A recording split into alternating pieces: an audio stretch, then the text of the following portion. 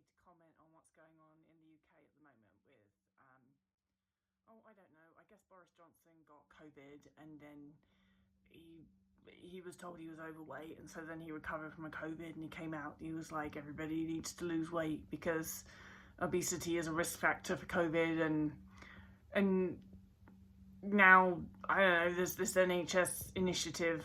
I mean, there always was, wasn't there? The anti-obesity fight, but now it's been revamped, and I haven't really been paying a lot of attention. You guys know what I'm like. I don't really anything that's sort of diet related, I just don't really pay much attention to. I'm not massively interested in it, but I thought, okay, I'll have a look, see what people are talking about, and so I just went on the website, and it's just depressing. It's depressing because we know better. We know that diets don't work now. We know that.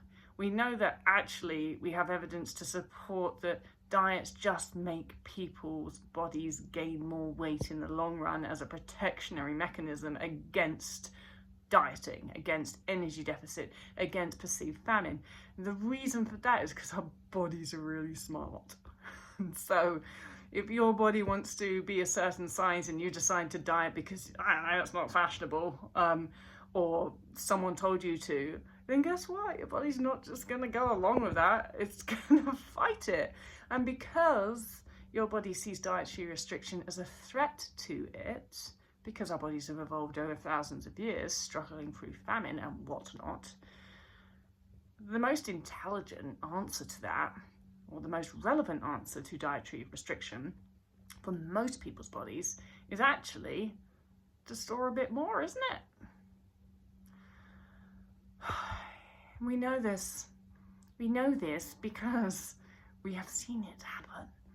And it's just this thing that people go on diets and do not end up in smaller bodies. Not long term anyway.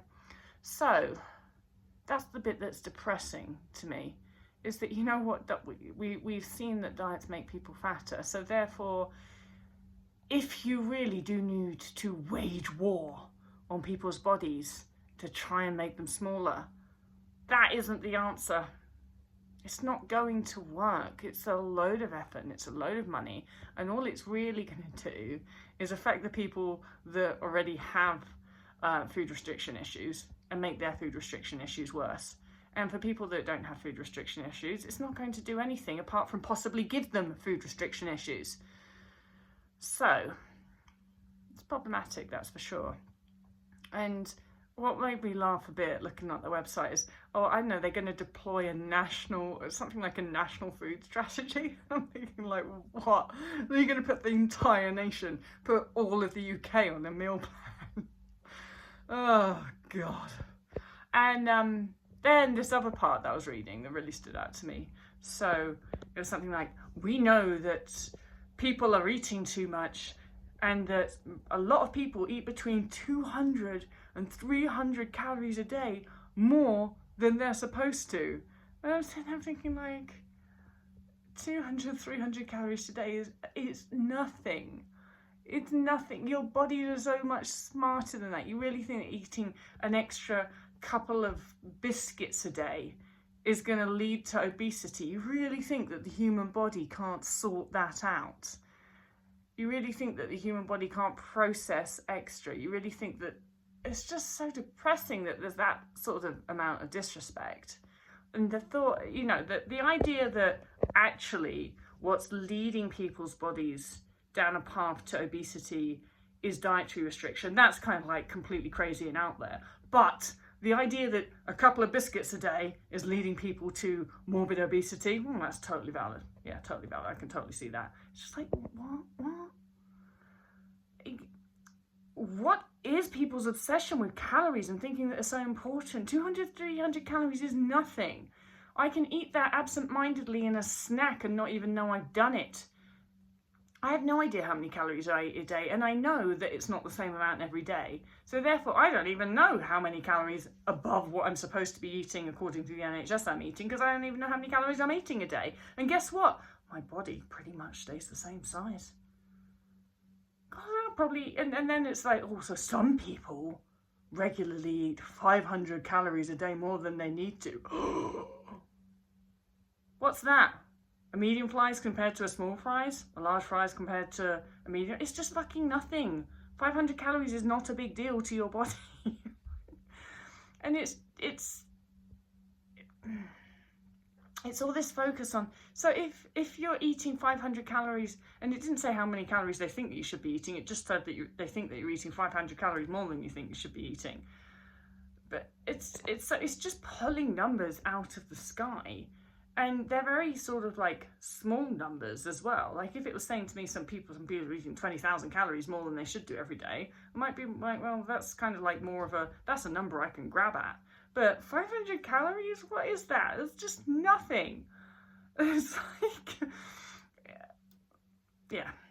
So they're using these like minute caloric numbers that don't mean anything to your body. Your body doesn't really know the difference. Your body's not gonna get, you're eating a certain amount and then your body doesn't clock like, oh, wait a minute, we're going 1, 2, 3, 4, 10 calories over how many I need today. Quick, pile on the pounds.